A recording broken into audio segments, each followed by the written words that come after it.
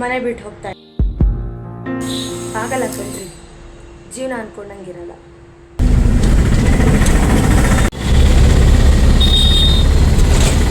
ಹಾಗಾಗಿ ಅಳೋದು ವೀಕ್ನೆಸ್ ಅಲ್ಲ guys, ಅತ್ತಾಗ strong ಆಗ್ತೀವಿ.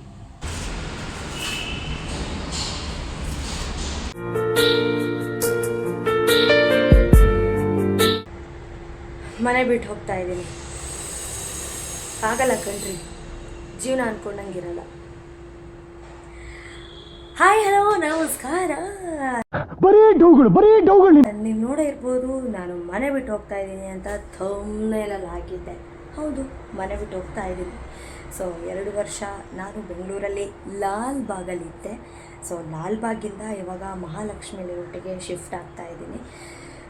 ಯಾಕಂದರೆ ನನಗೆ ಆಫೀಸಿಗೆ ಕೂಡ ಅಲ್ಲಿ ತುಂಬ ಹತ್ತಿರ ಆಗುತ್ತೆ. ಆಮೇಲೆ ಇಲ್ಲಿ ನಾನು ಓಲ್ಡ್ ಆಫೀಸಿಗೆ ಹತ್ತಿರ ಆಗುತ್ತೆ ಅಂತ ಇಲ್ಲಿ ಮನೆ ಮಾಡಿದ್ದೆ. ಆ್ಯಂಡು ಮೆಟ್ರೋ ರೇಟು ಕೂಡ ಸಿಕ್ಕಾಪಟ್ಟೆ ಜಾಸ್ತಿ ಆಗಿದೆ. ಮೆಟ್ರೋಗೆ ನಾವು ದುಡ್ಡು ಸುರಿಯೋ ಪರಿಸ್ಥಿತಿ ಬಂದಿದೆ. ಹಾಗೆ ಇನ್ನೊಂದು ಏನು ಅಂದರೆ ಚೇಂಜಸ್ ಬೇಕಲ್ವಾ ಲೈಫಲ್ಲಿ. ಸೊ ಅದಕ್ಕೋಸ್ಕರ ಮನೆ ಫುಲ್ಲು ಎಲ್ಲ ಪ್ಯಾಕಿಂಗ್ ನಡೀತಾ ಇದೆ. ಕ್ಲಮ್ಸಿ ನೋಡಿ.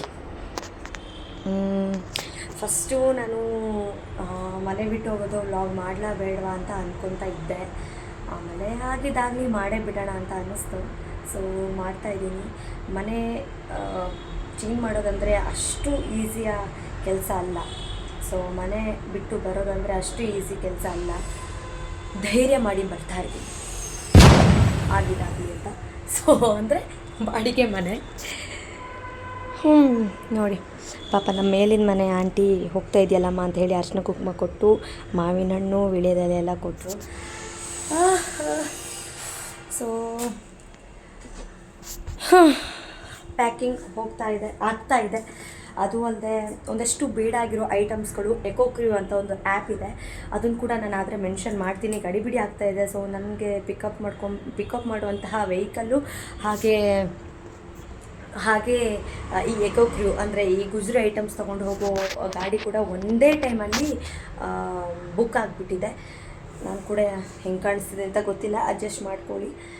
ಎಲ್ಲ ಫುಲ್ ಕ್ಲೀನಿಂಗ್ ಆಗ್ತಾಯಿದೆಯಲ್ಲ, ಅದಕ್ಕೋಸ್ಕರ ಕತ್ರಿ ಅಲ್ಲೆಲ್ಲ ಬಿಟ್ಟಿದ್ದೀನಿ. ಓಕೆ, ಅಂದರೆ ಒಬ್ಬಳೇ ಎಲ್ಲ ಕೆಲಸ ಮಾಡಿ ನನ್ನ ಫ್ರೆಂಡ್ಸ್ ಪಾಪ ಹೇಳಿದರು ಬರ್ತೀನಿ, ನಮ್ಮ ಅತ್ತೆ ಕೂಡ ಪಾಪ ಹೇಳಿದರು ಬರ್ತೀನಿ ಅಂತ.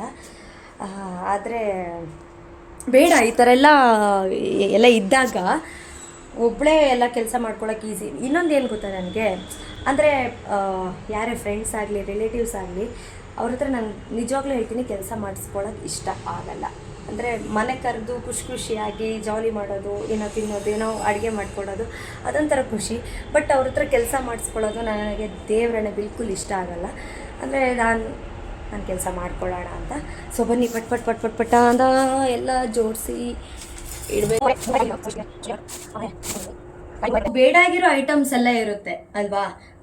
ಏನೋ ಒಂದು ಪಾತ್ರೆ ಪಗಡೆ ಬೇಡ ಆಗಿರುತ್ತೆ, ಬಟ್ಟೆ ಕೆಲವೊಂದು ಬೇಡ ಆಗಿರುತ್ತೆ. ಎಲ್ಲಿ ಕೊಡೋದು ಅಂತ ನೋಡ್ತಾ ಇರ್ತೀರಾ. ಬಟ್ ಕೆಲವೊಂದು ಹರಿದೋಗಿರುತ್ತೆ, ಯಾರಿಗಾದ್ರೂ ಕೊಡೋಣ ಅಂದರೂ ಅಥವಾ ಕೊಡೋಕ್ಕಾಗಲ್ಲ, ತಗೊಳ್ಳಲ್ಲ. ಸೊ ಹೀಗಿದ್ದಾಗ ಎಕೋಕ್ರಿವ್ ಅಂತ ಒಂದು ಆ್ಯಪ್ ಇದೆ. ನಾನು ಅದನ್ನು ಸೋಷಿಯಲ್ ಮೀಡಿಯಾ ಇನ್ಸ್ಟಾಗ್ರಾಮಲ್ಲಿ ನೋಡಿರೋದು. ಇದು ಪೇಯ್ಡ್ ಪ್ರಮೋಷನ್ ಅಲ್ಲ ಅಂತ, ಅಷ್ಟು ಲೆವೆಲ್ಗೆಲ್ಲ ನಾವೊಂದು ಬೆಳೆದಿಲ್ಲ. ಅದೇ ಎಕೋಕ್ರಿವ್ ಅಂತ ಒಂದು ಆ್ಯಪ್ ಇದೆ. ಸೊ ಇದರಲ್ಲಿ ಏನು ಅಂದರೆ ನಾವು ಏನೆಲ್ಲ ಐಟಮ್ಸು ಬೇಡ ಆಗಿರುತ್ತೆ ಅದನ್ನು ಆ್ಯಪ್ ಎಕೋಕ್ರಿವ್ ಅಂತ ಪ್ಲೇಸ್ಟೋರಿಗೆ ಹೋಗಿ ಹೊಡೆದ್ರೆ ಅಲ್ಲಿ ಬರುತ್ತೆ. ನಿಮಗೆ ಏನೆಲ್ಲ ಐಟಮ್ಸ್ ಕೊಡಬೇಕು ಅಂತ ಇರುತ್ತೆ ಅದನ್ನು ಫೋಟೋ ಹೊಡೆದು ಹಾಕಬಹುದು. ಸೊ ಅದನ್ನೆಲ್ಲ ಅವರು ಯಾವತ್ತು ತಗೊಂಡು ಹೋಗೋಕ್ಕೆ ಬರಬೇಕು ಅಂತ ಅವರೇ ಕೇಳ್ತಾರೆ. ಸೊ ನಾವಲ್ಲಿ ಡೇಟು ಆ್ಯಂಡ್ ಎಷ್ಟೊತ್ತಿಗೆ ಬರಬೇಕು ಸ್ಲಾಟು ಹಾಕಿದರೆ ಆಯಿತು. ಮಾರ್ನಿಂಗು 10 to 1 o'clock ತನಕ, 10 to 1 o'clock ತನಕ ಒಂದು ಸ್ಲಾಟ್ ಇರುತ್ತೆ. ಇನ್ನೊಂದು 3 ರಿಂದ 7 ಇರುತ್ತೆ.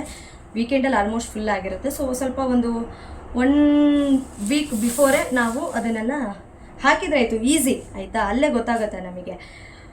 ಮನೆ ಹತ್ತಿರಕ್ಕೆ ಬಂದು ಏನೆಲ್ಲ ಐಟಮ್ಸ್ ಬೇಡ ಅದೆಲ್ಲ ತೂಕ ಹಾಕಿ ತೊಗೊಂಡು ಹೋಗ್ತಾರೆ. ಆಮೇಲೆ ದುಡ್ಡು ಕೂಡ ಕೊಡ್ತಾರೆ. ಅಂದರೆ ತುಂಬ ಲೆವೆಲಿಗೆ ನಾವು ಎಕ್ಸ್ಪೆಕ್ಟ್ ಮಾಡೋಕ್ಕಾಗಲ್ಲ, ದುಡ್ಡನ್ನ ತುಂಬ ಬರುತ್ತೆ ಅಂತ. ಬಟ್ ಇನ್ನೊಂದು ಒಳ್ಳೆ ಕಡೆ ಹೋಗುತ್ತೆ ನಮ್ಮ ಬಟ್ಟೆಗಳೆಲ್ಲ. ಆಮೇಲೆ ಬೇಡ ಆಗಿರೋದು ಎಲ್ಲ ಐಟಮ್ಸುಗಳೆಲ್ಲ ಸೇಫಾಗಿ ಹೋಗುತ್ತೆ ಅಂತ. ಬರೀ ಬಟ್ಟೆ ಮಾತ್ರ ಅಂತಲ್ಲ, ನಾನು ಹೇಳಿದ್ನಲ್ಲ ಪಾತ್ರೆ ಪಗಡೆ ಅದು ಇದು ಎಲ್ಲ. ಸೊ ಕ್ಲೀನಿಂಗ್ ಮಾಡ್ತಾಯಿದ್ದೀನಿ, ಆಮೇಲೆ ಪ್ಯಾಕಿಂಗ್ ಮಾಡ್ತಾಯಿದ್ದೀನಿ. ಮತ್ತೆ ಸಿಗ್ತೀನಿ, ಬಾಯ್.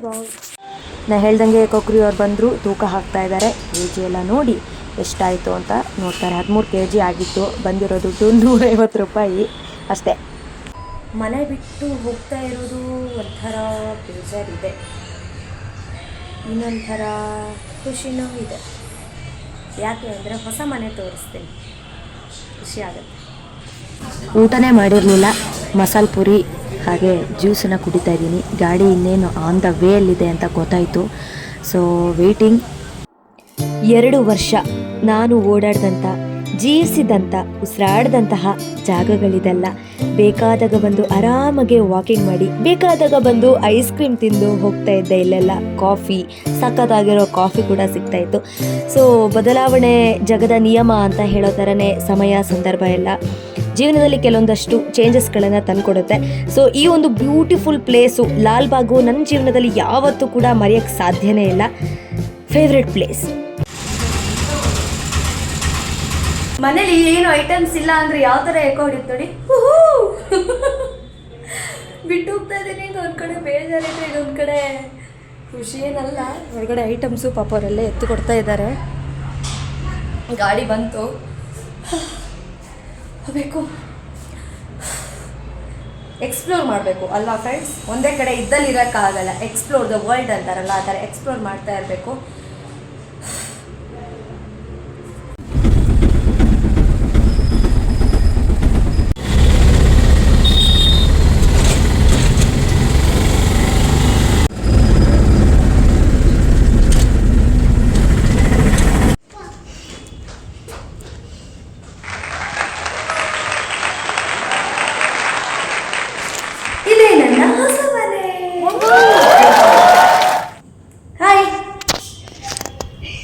ಹಾಯ್. ನಾನು ಮತ್ತು ಡ್ರೈವರ್ ಅಣ್ಣ 4th ಫ್ಲೋರು ಅಂದರೆ ಗ್ರೌಂಡ್ ಫ್ಲೋರಿಂದ 4th ಫ್ಲೋರ್ ತನಕ ತಂದು ಹಾಕಿ ಲಗೇಜ್ಗಳನ್ನು ಸಾಕಾಗಿ ಹೋಗ್ಬಿಡ್ತು. ನೇಚರ್ ನೋಡಿ ನಿಟ್ಟುಸಿರು ಬಿಡ್ತಾ ಇದ್ದೀನಿ. 4th ಫ್ಲೋರ್ ತನಕ ತಂದಿಡೋಷ್ಟೊತ್ತಿಗೆ ಸಾಕಾಯಿತು. ಆದರೆ ವ್ಯೂಸ್ ನೋಡ್ತಾ ಇದ್ರೆ ಖುಷಿಯಾಗುತ್ತೆ. ತಂದಿಡೋಷ್ಟೊತ್ತಿಗೆ ಸಾಕಾಯಿತು ಗುರು. ನಾನು ಅಲ್ಲಿಂದ ಬರಬೇಕಾದ್ರೆ ನನಗೆ ಅಳು ಬರಲಿಲ್ಲ ಆಯಿತಾ. ಇಲ್ಲಿ ಬಂದಮೇಲೆ ಒಂಥರ ಅಲ್ಲಿ ಲಾಲ್ಬಾಗಲ್ಲಿ 2 ವರ್ಷ ಇದ್ದಿದ್ದ. ಸೊ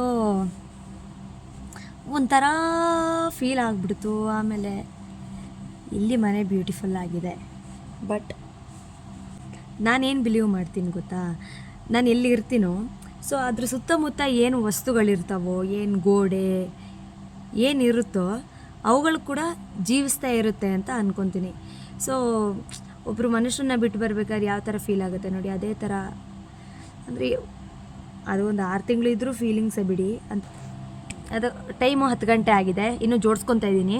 ಎನಿವೇ ನಾನು ಇವತ್ತು 12 ಗಂಟೆ ತನಕ ಅಂತೂ ಮಲಗಲ್ಲ. ಏನೋ ಗೊತ್ತಾ, ನಮ್ಮ ಪಿಳ್ಳಿ ಮೇಡಮ್ ಇದ್ದಾರಲ್ವ, ಅವರ ಹುಟ್ಟುಹಬ್ಬ ನಾಳೆ ಸಂಡೇ. ಸೊ ಅಲಾರಾಮ್ ಕೂಡ ಇಟ್ಕೊಂಡಿದ್ದೀನಿ 12 ಗಂಟೆಗೆ. ಹೆಂಗಿದ್ರು ಆಬ್ವಿಯಸ್ಲಿ ಹೇಳಲೇಬೇಕು. ಅಷ್ಟರೊಳಗಂತೂ ಮಲಗೋಕ್ಕಾಗಲ್ಲ, ಬಿಕಾಸ್ ಇದೆಲ್ಲ ಜೋಡಿಸಿ ಇಡಬೇಕು, ಆಮೇಲೆ ಒಂದಷ್ಟು ಐಟಮ್ಸ್ಗಳೆಲ್ಲ ಇಡಬೇಕು, ಇನ್ನೂ ಸೆಟ್ ಆಗಬೇಕು. ಮೊಸರನ್ನ ಇನ್ನೂ ಇಲ್ಲೆಲ್ಲ ಗ್ಯಾಸು ಸಿಲಿಂಡರ್ ಫಿಕ್ಸ್ ಮಾಡಿಲ್ವಲ್ಲ, ಹಾಗಾಗಿ ಆರ್ಡ್ರ್ ಮಾಡಿ ತರಿಸ್ಕೊಂಡೆ. So yes, welcome back. This is next day. Almost ಎಲ್ಲ ಇಟ್ಟಿದ್ದೀನಿ. ಟೇಬಲ್ಸ್ ತೊಗೊಳ್ಬೇಕು ಇನ್ನು. ಒಂದು ಆರ್ಕೆಲಿ ಇರೋದಕ್ಕೆ ಇಷ್ಟು ಸೆಟ್ಟಿಂಗ್ಸು, ಇಷ್ಟು ಫಿಟ್ಟಿಂಗ್ಸು ಎಲ್ಲ ಇರುತ್ತೆ. ಇನ್ನೂ ದೊಡ್ಡ ದೊಡ್ಡ ಮನೆ ಅದಕ್ಕೆ ಹೇಳೋದು, ಮನೆ ಕಟ್ಟಿ ನೋಡು, ಒಮ್ಮೆ ಮನೆ ಕಟ್ಟಿ ನೋಡು ಅಂತ. ಹೇಳ್ದಷ್ಟು ಈಸಿ ಅಲ್ಲ ಅಲ್ವಾ ಗೈಸ್. ಬಟ್ ಇಲ್ಲಿ ತುಂಬ ಪ್ರಶಾಂತವಾಗಿದೆ. ವಿಶಾಲ್ ಮಾರ್ಟಿಗೆ ಬಂದಿದ್ದೀನಿ. ಸೊ ಇಲ್ಲಿ ಒಂದಷ್ಟು ಸಣ್ಣದೆಲ್ಲ ಶಾಪಿಂಗ್ ಮಾಡಿ ಹೋಗೋದು.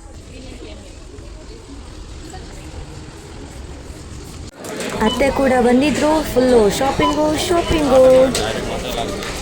ಮನೆ ಸೆಟ್ಟಿಂಗ್ ಎಲ್ಲ ಆಯಿತು. ಅದಾದಮೇಲೆ ಹಾಲು ಉಗ್ಸಿದ್ದು ಕೂಡ ವಿಡಿಯೋ ಇತ್ತು, ಅದು ಎಲ್ಲಿ ಫೂಟೇಜ್ ಹೋಯಿತು ಅಂತಲೇ ಗೊತ್ತಿಲ್ಲ. ಸೊ ಇದಾಗಿತ್ತು ಒಂದು ಮನೆಯಿಂದ ಇನ್ನೊಂದು ಮನೆಗೆ ಶಿಫ್ಟ್ ಆಗೋದು, ಅಲ್ಲೆಲ್ಲ ಸೆಟ್ ಮಾಡ್ಕೊಳ್ಳೋದು, ಅತ್ತೆ ಜೊತೆ ಶಾಪಿಂಗು ಎಲ್ಲ. ಸೊ ನೆಕ್ಸ್ಟ್ ವಿಡಿಯೋದಲ್ಲಿ ಸಿಗ್ತೀನಿ. ಅಲ್ಲಿವರೆಗೆ keep smiling, share happiness and share love. Take care, bye.